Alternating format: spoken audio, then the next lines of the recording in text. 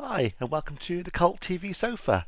This is a reaction video of the 5th episode of Street Talk, Season 1, called Dog Eat Dog. In the last episode we saw a Vegas showgirl on the run from a mob boss after agreeing to testify against him in court. She ran in a taxi to Los Angeles and bumped into Jesse and Norman, which is an amazing stroke of luck. We ended up in a chase scene at the end with Jesse holding off attackers with Street Talk and the showgirl driving straight at the defendant, his lawyer and the courthouse, and ramming the steps of the courthouse, and apparently with no repercussions. Amazing. As it was filmed on the set of Back to the Future, it's a good job she didn't get up to 88 miles an hour, although I don't think Norman's car could reach that speed really, looking at it. So let's see what happens in the next episode. I'm going to put any relevant trivia that I find over here, and I'm going to start it in 3, 2, 1. Public service announcement from you could mean a lot to some kids in trouble. Sorry. I'm sure it's a good cause, but the answer's still no. Yeah, damn those kids in trouble. She's got this thing about cops. Yeah, what about helping kids in trouble? That's not a cop thing. Later, we're leaving. Virgil, what if the director wants more takes? You tell him your manager said that's a wrap. Maybe the lady wants to finish her lunch. And what are you, the president of a fan club? No, a Mind your own human business, being. Chumper, you're off this lot. Call me Hey, I anytime. thought I told you to get lost. You'll never want to see your mug around here again. You got that punk. Get out. Virgil! Yeah, big words considering he's got your ass handed to you. Possible it could be after work, but looking at the light, I'm thinking probably not. Rock and roll fantasies on your own time.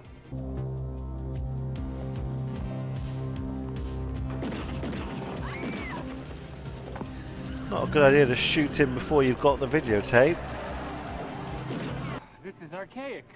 I don't know why these magazines don't program their stories into a computer. Then all we'd have to do is punch in Deborah Shane, and everything that was written about her would pop right up on the screen. You're ahead of your time, Norman. Give it a few years. Yeah, how long is that going to take? Says here they were inseparable until Artie retired and Deborah started making it big on her own. The Artie Shank who did Blue Rain and Serving Time? Never really been a fan of jazz. It's an occasional song I like, but not my kind of thing. But you know something is bugging me about this article. Why would Deborah Shane credit her success to Artie Shank? Their music has no similarity. Just because there's no similarity, it could still be a huge influence, getting her into music, shaping her voice, and then she finds her own direction and her own style. That's a bit of a narrow-minded thought. And well... He does not look happy. Mr. Hooper. Shut up. Shut up. What? I said shut up. I have great respect for silence, you offended. What a great line.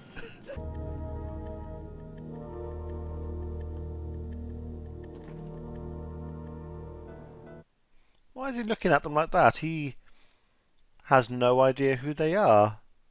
They're just people go into an office. I suppose maybe he's just a really good hitman and he is taking in everything going in around him, people going in and out to get the lay of the land. Well, that's fair enough actually. Nice to learn some new skills, if I want to change direction in the future, get some tips for being a new career as a hitman perhaps. Make sure you like and subscribe. I know where you live. Stood up in the audience and joined in with us. Man, Okay. he's only 17. This is a very British thing, but he's making tea there. I can see the tea bag just, even though it's a very poor quality video, but and he's using a kettle. Now, that's how we make tea in the UK. I thought in America, kettles like that weren't actually a big thing. I think a lot of people make tea in the microwave, which is heresy, to the British. So if you're in America, or actually even if you're in the UK, do you use a kettle? Do you use the microwave? Let me know in the comments below. It's one of the important questions of the day. Get them out of here. Police! I heard someone say then, look out, he's got a gun, How much chance before you he'd got? even pulled the gun. You can't shoot, and either way I can. Jesse, I was going to say, why didn't the hitman shoot Jesse? But again, thinking about it, Where's it's Artie? not a wise thing to do. Draws too much heat. he's all right. If he is a Whoever the guy was, hired he's all right. hitman, But why? that's what Artie you would has probably nothing do. to do You with would this. avoid killing. to You you. just kill the targets. Jesse's right. Draws They too know much Artie's the one attention. weak spot. See, still learning. Where are you going? I'm gonna go look at that videotape. Surely it makes sense to give it to Norman. With all the tech they've got at Where are we the Police station. No. at their absolutely headquarters. not. This is not the time to get stubborn. You It's could the run only it way through to save Artie. much better quality You don't understand. equipment to check I it know out. you've had it rough. Maybe they could digitize it and put it onto Blu-ray or something. No money. No place to go. That's where Artie found me. He got me out of a real bad place and he took me in. It's quite amazing how life can work out. I mean, she was on the streets. She obviously can sing. She's now a singer, so she had potential. And if she hadn't met Artie, think she wouldn't be where she is now. There's that one chance encounter that started a career and helped her. I'll say hopefully get her potential. That's hopefully what she was meant to be doing. She's obviously good at it. Imagine the people who don't meet their Artie, who are doing things they're not happy with for all their lives, or just not living their potential. It's a shame, and I know it obviously happens all around the world to all of us.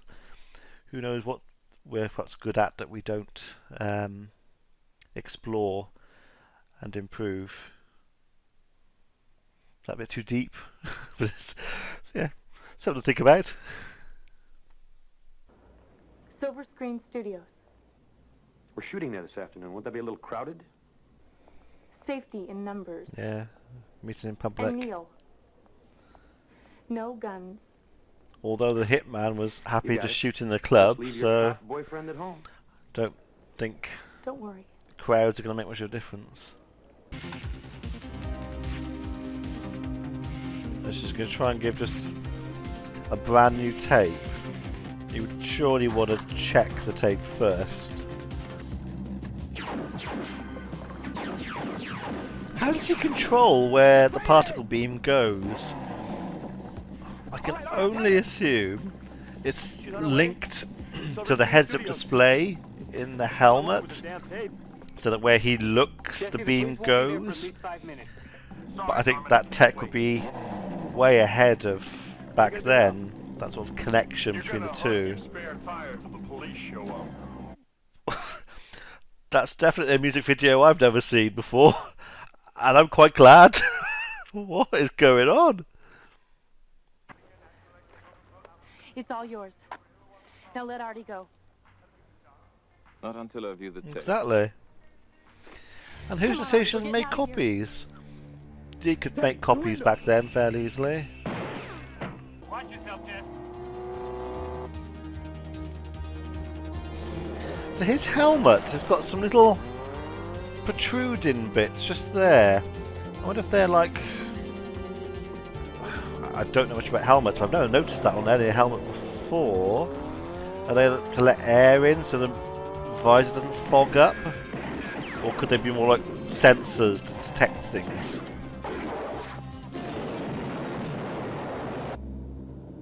Showdown on a Wild West film set.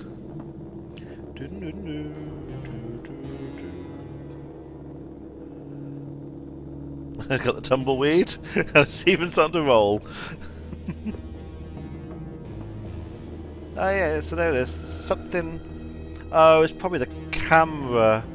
It'll be the camera built in so that Norman can see what he's seeing.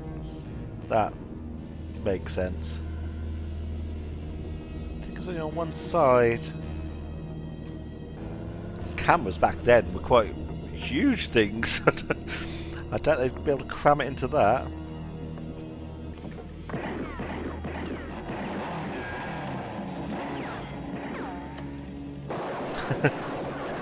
My gun's bigger than your gun.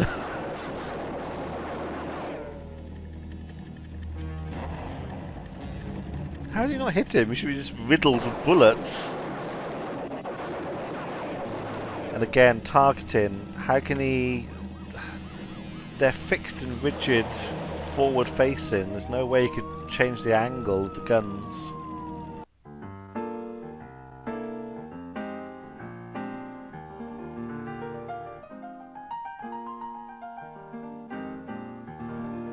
Okay, looks like he's really playing that. And enjoying it. Thank you, Artie. Okay. So that was the 5th episode of Street Hawk. Dog Eat Dog. I have to admit, I was going to say I don't know the relationship between that and what happened, but I suppose it was a case of you know, taking from other people, trying to get the upper hand over people. So he was the one guy killed his partner to take the company, and then another guy was blackmailing him. So actually, yeah, I can see the relationship now between the title and the episode. It was an alright episode. Again, it's Jesse's either the luckiest or most unluckiest person, because he always seems to run into situations where there's really bad guys with guns and he's got to, well, so far, protect the women because they need protecting. And God, the amount of blatant abuse going on, the way he, Virgil, grabbed her at the beginning. I know it was a different time back then, but even so, and I know that still happens today, but that was just so blatant out there. Yeah. Plus, so Virgil was blackmailing for 5 million, which, I mean, even today, that's a huge amount of money. Back then, I would have thought it'd be worth double. So yeah, huge money. So what did he think was going to happen if he's blackmailing someone with evidence that they murdered somebody else? That's a stupid thing to do. You put a target on your back. It was obvious. So yeah, didn't have all the brains that it did, Virgil. So didn't feel particularly sorry that he was killed. Didn't feel invested in that character. Also, I'm really confused over what Jesse's job is, because in the pilot he was meant to be working for like the PR team for the police, and in this episode he seems to be working for the PR team and the police. But in other episodes, he's been doing like a desk job. He was actually doing police work, like in the episode, the 3rd episode, The Adjuster, when he was assigned to that Detective Cannon to find a suspect. So he was actually out on the street doing street work, street work, which, if he'd been signed off due to injury with his leg, I wouldn't have thought he'd be allowed to do at all. I know there could be a difference between being a motorcycle police officer, which is what he was, and being on the street walking, doing that kind of work. But he seems to be running around fairly easily. I know he had an operation. We know he had an operation to help his leg. The police don't know that, but he gets around okay. So it's really confusing on what his job is. It's like basically, yeah, he is working doing PR for the police, and he's a gopher for Commander Altabelli. Basically, any other police work that he's doing that he doesn't want to assign to a fully paid / able police officer he gives to Jesse. It seems odd and convenient. And again, Street Hawk was out during the day, and it didn't look like it was in the early evening after work. It looked very bright, and I know obviously the cameras and editing, it could be changed, but my guess is it was like middle of the day. So how does he get to just go off and be Street Hawk? I mean, it would take him a while to get to the to where they launch from. Suit up, go out, patrol, do whatever he's doing, return, and get back to work. I mean, that's hours and hours. At least 3 hours. Probably 4. How does he get away with it? I want that job. Yeah. It was an alright episode. Let me know what you thought in the comments below. See you for the next one. Be seeing you.